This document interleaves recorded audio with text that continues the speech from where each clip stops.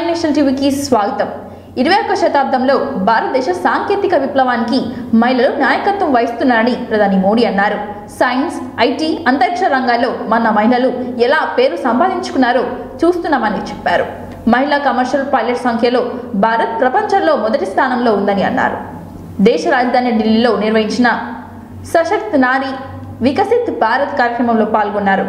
ఈ సందర్భంగా మోడీ మాట్లాడుతూ మహిళా సాధికారత గురించి తాను మాట్లాడినప్పుడల్లా కాంగ్రెస్ పార్టీ వంటి వాళ్ళు తనను ఎగతాళి చేస్తూ అవమానించాయని మండిపడ్డారు. రాబోయే సంవత్సరాలలో దేశంలో డ్రోన్ టెక్నాలజీ విస్తరించబోతుందని ఆయన చెప్పారు. దేశంలోని స్వయం సహాయక సంఘాలు మహిళా సాధికారత రంగంలో కొత్త చరిత్ర సృష్టిస్తాయని తెలిపారు. క్యాపిటలైజేషన్ సపోర్ట్ ఫండ్ ద్వారా దేశంలో స్వయం సహాయక సంఘాలకు బ్యాంకు రుణాలు ఇవ్వనున్నట్లుగా వెల్లడించారు. అనంతరం నమో డ్రోన్ దీదీ కార్యక్రమం కింద మహిళలకు స్వయం సహాయక బృందాలకు 1000 డ్రోన్లను పంపిణీ చేశారు. ఈ సందర్భంగా వ్యవసాయ అవసరాల కోసం డ్రోన్ల వినియోగాలు పరిశీలించారు. డ్రోన్లు ఆపరేట్ చేస్తున్న మహిళలను అభినందించారు మోడీ. देखता हूं नहीं मैं मामूली संकल्प करता हूं, मुझे जो भी करना है विराट चाहिए, विशाल चाहिए, तेज गति से चाहिए. इसलिए कि मुझे 2047 में हिंदुस्तान को विकसित भारत के रूप में देखना है. दोस्तों, आपके बच्चों के उज्जवल भविष्य के लिए जी जान से जुटे रहना है. जी साथियों, 21वीं सदी का भारत बड़े विजन का भारत है, ये बड़े लक्ष्यों का भारत है. आज का भारत प्रगति की रफ्तार से कोई समझौता नहीं कर सकता. साथियों, इसी रफ्तार को बढ़ाने के लिए हमने दिल्ली एनसीआर में होलिस्टिक विजन के साथ इंफ्रास्ट्रक्चर डेवलपमेंट का काम शुरू किया. हमने बड़े प्रोजेक्ट्स को तय समय सीमा में पूरा करने का टारगेट रखा. ये द्वारका एक्सप्रेसवे हो, ईस्टर्न पेरिफेरल एक्सप्रेसवे हो, माताओं बहनों, मोदी समस्याओं को टालता नहीं, मोदी समस्याओं से टकराता है, उनके स्थायी समाधान के लिए काम करता है. मैं जानता हूं कि भारत में महिलाओं को सशक्त करने के लिए हमें उनकी आर्थिक भागीदारी बढ़ानी होगी. इसलिए हमने अपनी सरकार के हर निर्णय में, हर योजना में इस पहलू का ध्यान रखा. मैं आप माताओं बहनों को एक उदाहरण देता हूं.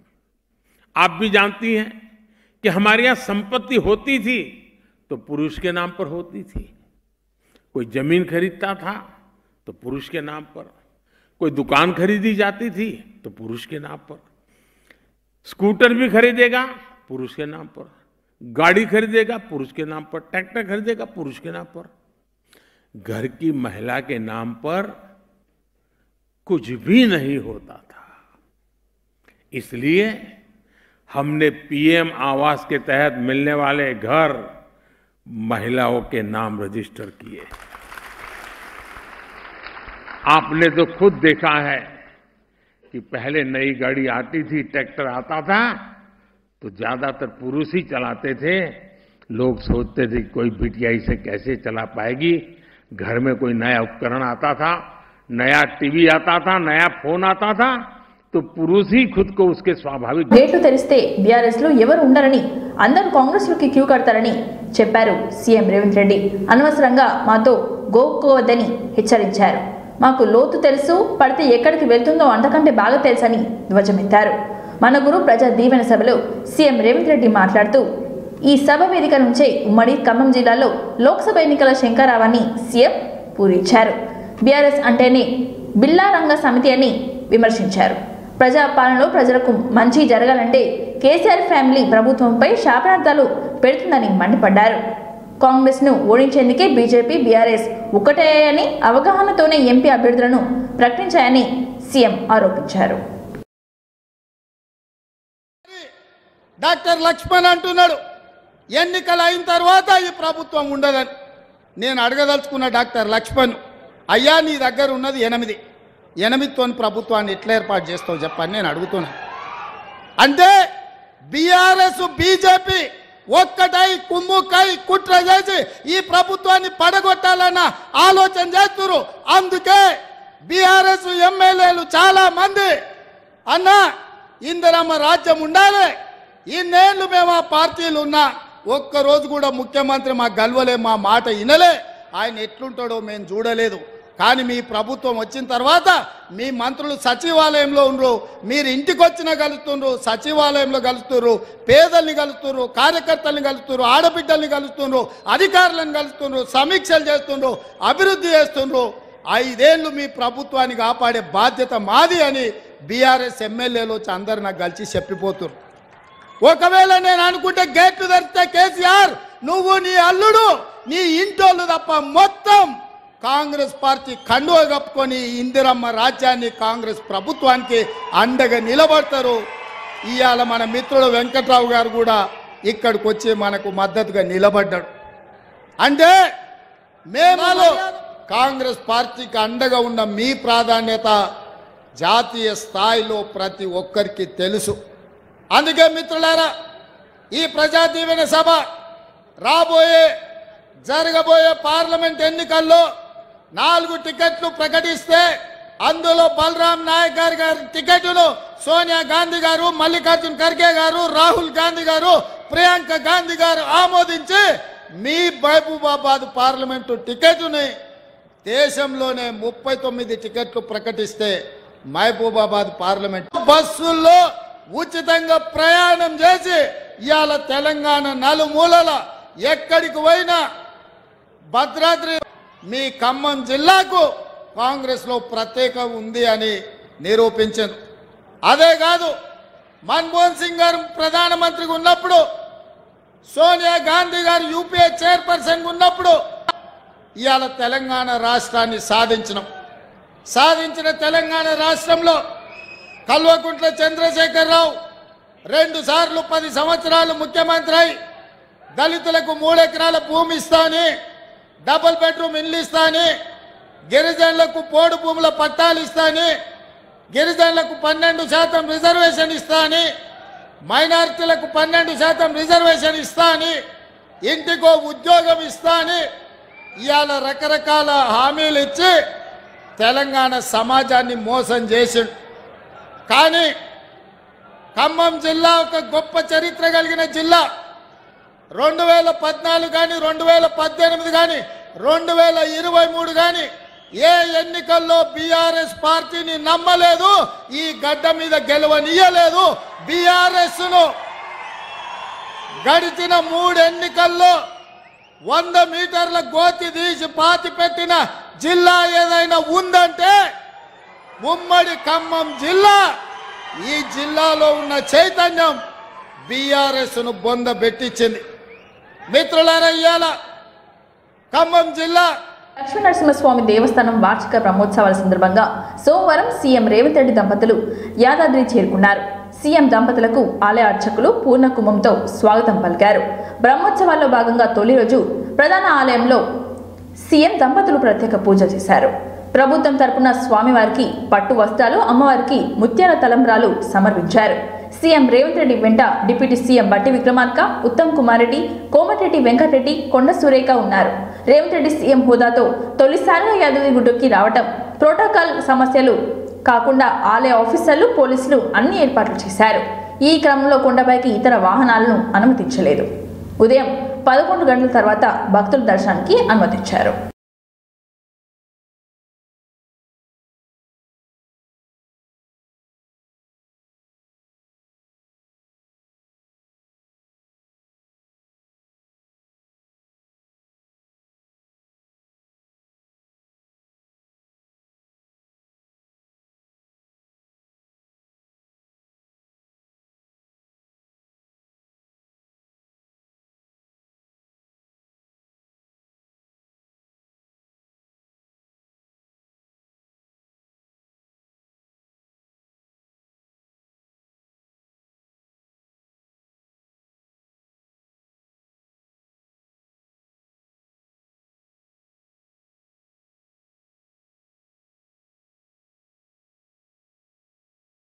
మెట్ల వైకాపా సిద్ధం సభలో చూపించిన జనమంతా గ్రాఫిక్ అంటూ తెదేపా జాతీయ ప్రధాన కార్యదర్శి నారా లోకేష్ ట్విట్టర్ వేదికగా పోస్ట్ చేశారు.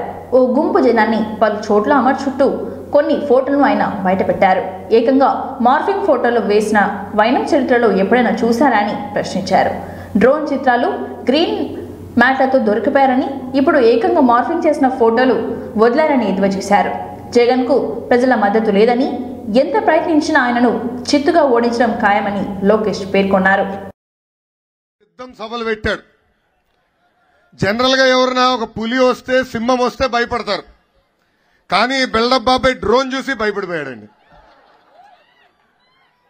విచిత్రం ఏంటంటే మొత్తం సభలో గ్రీన్ మ్యాట్లు వేశారు. నాకే అర్థమోలా. మనం కూడా ఎన్నో సభలు చేశాం, గ్రీన్ మ్యాట్లు ఎందుకు వేసుకున్నారా అనుకున్నా. తర్వాత మనల్ని చెప్పారు గ్రాఫిక్స్ చూపించేదానికి గ్రీన్ మ్యాట్లు వేశారు సార్ అని. ఏకంగా సభా సాక్షిగా అక్కడ ఉన్న అరగంట అంబటి బెట్టింగ్ స్టార్ అనిల్ నన్ను బండబూతులు తిట్టారు. వాళ్ళకి చెప్తున్నా, ఎందుకయ్యా డ్రోన్ చూసి పిల్లల్లాగా మీరు భయపడుతున్నారు? వాళ్ళే ఆ సభలో చెప్పారు, చూడండి అక్కడ ఒక డ్రోన్ ఉంది, ఖాళీ కుర్చీలు తీస్తున్నారని వాళ్ళే చెప్పే పరిస్థితి. అంటే వాళ్ళే ఒప్పుకున్నారు ఈ సభకి ఎవరు రాలేదని. అలా ఉంది ఈ పిల్లి జగన్ పరిస్థితి సార్ అని. ఏకంగా సభా సాక్షిగా అక్కడ ఉన్న అరగంట అంబటి బెట్టింగ్ స్టార్ అనిల్ నన్ను బండబూతులు తిట్టారు. వాళ్ళకి చెప్తున్నా, ఎందుకయ్యా డ్రోన్ చూసి పిల్లల్లాగా మీరు భయపడుతున్నారు? వాళ్ళే ఆ సభలో చెప్పారు, చూడండి అక్కడ ఒక డ్రోన్ ఉంది, ఖాళీ కుర్చీలు తీస్తున్నారని వాళ్ళే చెప్పే పరిస్థితి. అంటే వాళ్ళే ఒప్పుకున్నారు ఈ సభకి ఎవరు రాలేదని. అలా ఉంది ఈ పిల్లి జగన్ పరిస్థితి. పేదవాళ్ళ ఆత్మగౌరవం ఇందిరమ్మ ఇళ్లని సీఎం రేవంత్ రెడ్డి అన్నారు. భద్రాచలంలో ఇందిరమ్మ ఇళ్ల స్కీమ్ ను రేవంత్ రెడ్డి ప్రారంభించారు. అనంతరం మీడియాతో మాట్లాడారు. బడుగు బలహీన వర్గాల ఆత్మగౌరవం ఇందిరమ్మ ఇళ్లని అభివర్ణించారు. పేదవాళ్ల కష్టాలు చూసి ఇందిరాగాంధీ ఆనాడు ఇళ్ల పథకాన్ని ప్రారంభించారని గుర్తు చేశారు. తెలంగాణలో 4.5 లక్షల ఇండ్లు ఇవ్వబోతున్నామని, ఆడబిడ్డల పేరుతో ఇండ్ల పట్టాలు ఇస్తామని వెల్లడించారు. ప్రతి నియోజకవర్గానికి 3,500 డబుల్ బెడ్రూమ్ ఇల్లు ఇస్తామని చెప్పుకొచ్చారు. పేదవాడి సొంతింటి కలను సాకారం చేస్తామని తెలిపారు. డబుల్ బెడ్రూమ్ ఇల్లు పేర్లతో కేసీఆర్ పేద ప్రజలను ఆడుకున్నారని విమర్శించారు సీఎం. పేద కళల మీదుగా కేసీఆర్ ఓటు వ్యాపారం చేశారని ఆరోపించారు. డబుల్ బెడ్రూమ్ ఇళ్లపై చూపించే ప్రతిదీ అబద్ధమని, చెప్పిందే చెప్పి కేసీఆర్ మోసం చేశారని ఆయన మండిపడ్డారు. మొదటి నుంచి ఖమ్మం ప్రజలు కేసీఆర్ మాయమాటలు నమ్మలేదని అన్నారు. అందుకే 2014, 18, 23 అసెంబ్లీ ఎన్నికల్లో బీఆర్ఎస్కు ఒకే ఒక సీటు ఇచ్చారని విమర్శించారు. జర్నలిస్టులకు కూడా ఇందిరమ్మ ఇళ్లు ఇస్తామని సీఎం రేవంత్ రెడ్డి స్పష్టం చేశారు. మోడీపై తీవ్ర విమర్శలు చేశారు రేవంత్ రెడ్డి. ప్రమాణ స్వీకారం చేసిన 48 గంటల్లోనే 2 కార్యక్రమాలను మీ గుమ్మానికి చేర్చిన ప్రభుత్వం మీ ప్రభుత్వం, ఇందిరమ్మ ప్రభుత్వం. 5 లక్షల రూపాయలతో గిరిజనులకి, దళితులకైతే ముఖ్యమంత్రి గారు హామీలు ఇస్తారు అని. ఒక దశాబ్ద కాలం పాటు ఈ రాష్ట్రంలో ఉన్నటువంటి పేద ప్రజలు ఎదురు చూస్తున్నటువంటి ఇళ్ల కార్యక్రమానికి, సొంత ఇంటి కళను సాకారం చేయటం కోసం కాంగ్రెస్ ప్రభుత్వం, ఇందిరమ్మ రాజ్యం, రాష్ట్ర ముఖ్యమంత్రి రేవంత్ రెడ్డి గారి నాయకత్వంలో రాష్ట్ర మంత్రివర్గం యావత్తు ఈ నిర్ణయం తీసుకొని యూనిట్ల వరకు కరెంటు నిర్మాణ శాఖ ఇందిరమ్మ ఇళ్లు మోడల్ ని ఆవిష్కరిస్తున్న సందర్భం అది. గౌరవనీయులైన ముఖ్యమంత్రి, ఉప ముఖ్యమంత్రి, గృహ నిర్మాణ మంత్రి, మంత్రివర్యులు అందరూ పాల్గొంటున్న కార్యక్రమంలో మరి ప్రిన్సిపల్ సెక్రటరీ శ్రీనివాసరాజు గారు, సిఈ చీఫ్ ఇంజనీర్ గారు, ఇంకా జిల్లా కలెక్టర్ గారు, పీడీ గారు అందరూ పాల్గొనాల్సిందిగా రిక్వెస్ట్ చేస్తూ ఉన్నాం. ముఖ్యంగా ఇది ఇందిరమ్మ ఇళ్లు మన తల్లుల పేరిట ఇవ్వబడుతుంది కాబట్టి వారి ఆశీర్వాదం తీసుకొని పేద ప్రజల యొక్క చిరకాల కోరిక, ప్రతి దళిత, గిరిజన, బడుగు బలహీన మైనారిటీ వర్గాల యొక్క ఆత్మ గౌరవం ఇందిరమ్మ ఇల్లు పేదవాడు గ్రామాలలో ఆత్మగౌరవంతో బ్రతకాలి, 10 మంది ముందు తలెత్తుకొని నిలబడాలి అని అంటే ప్రతి పేదవాడికి సొంత ఇల్లు ఉండాలి అన్న ఆలోచన ఆనాడు ఇందిరమ్మ చేసి లక్షలాది ఇందిరమ్మ ఇల్లు పేదవాళ్లకు ఆనాడు కాంగ్రెస్ ప్రభుత్వం ఇచ్చింది. మళ్ళీ ప్రజాపాలన వచ్చిన తర్వాత ఖమ్మం జిల్లాల శాసనసభ్యులు, కాంగ్రెస్ పార్టీ నాయకులు, గృహ నిర్మాణ శాఖ అధికారులు, పాత్రికేయ మిత్రులు, ఆడబిడ్డలందరూ కూడా మిట్ట మధ్యాహ్నం అయినా కూడా ఈ మంచి కార్యక్రమంలో పాల్గొని ఇందిరమ్మ ప్రభుత్వాన్ని ఆశీర్వదించడానికి వచ్చినందుకు మీకు అందరికీ మనస్ఫూర్తిగా ధన్యవాదాలు, కృతజ్ఞతలు.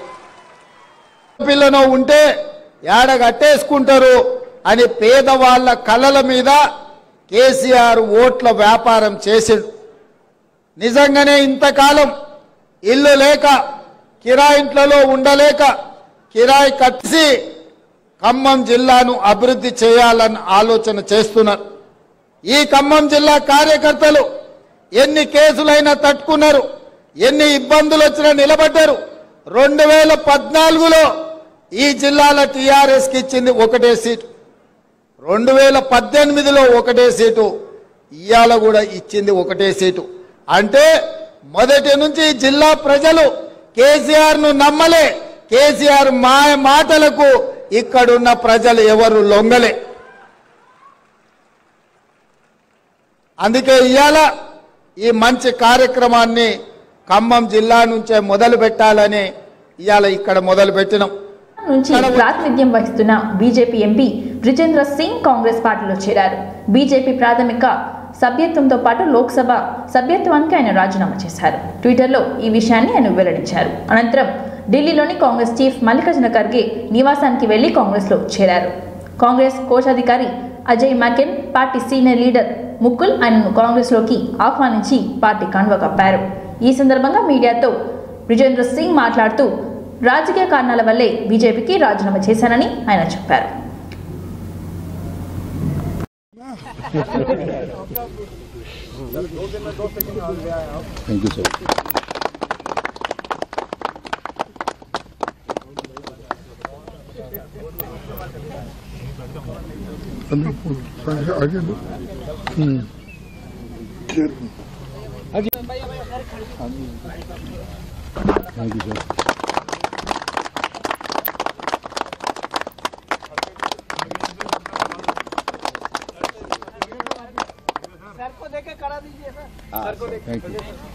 मैं तो वेलकम किया ना।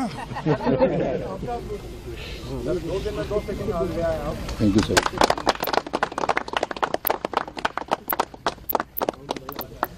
శ్రీరామయ్యను దర్శించుకున్నారు ముఖ్యమంత్రి రేవంత్ రెడ్డి.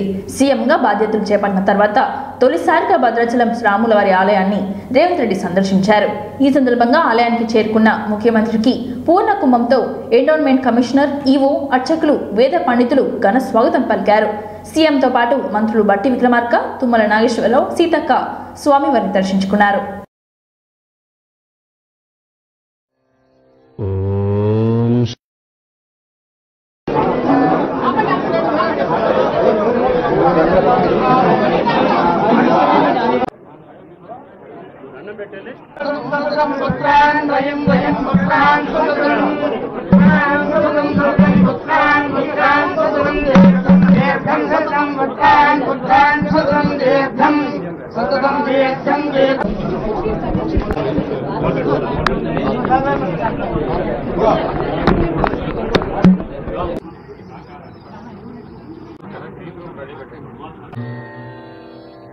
ఓం శ్రీరామాయ నమః. ఓం శ్రీరామాయ నమః. ఓం శ్రీరామాయ నమః. రామాయ